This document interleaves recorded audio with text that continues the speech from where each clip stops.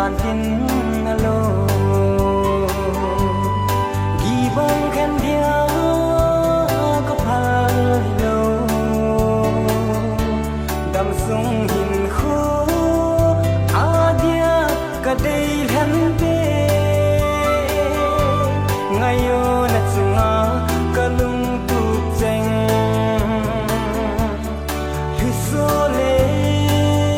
kanan kamul sota alam hong loading kilum set hi agil din mol so zo loading lung tu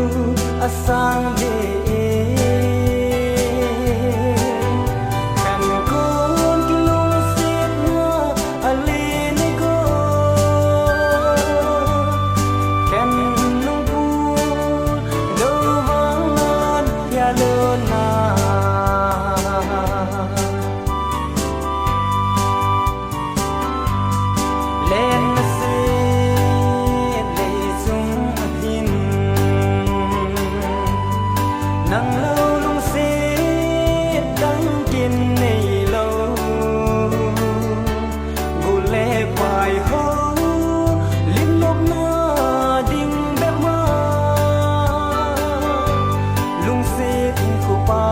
băng môi ta sen gol ngày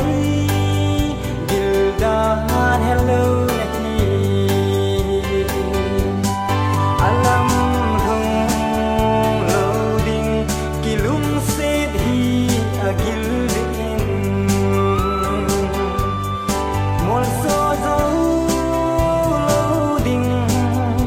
lung tu asang de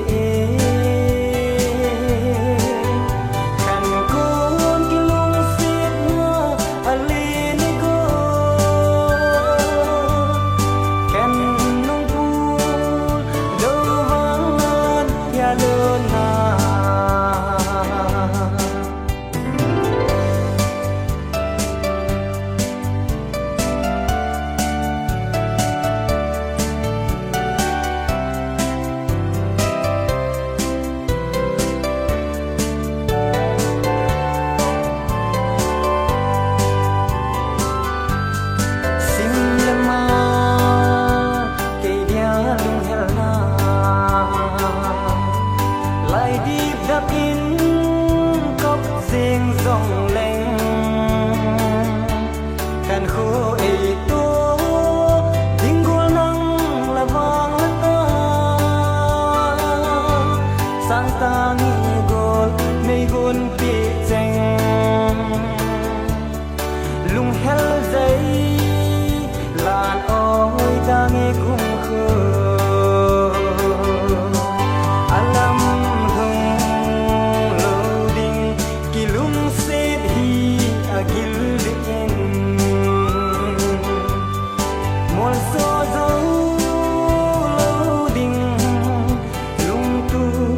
sang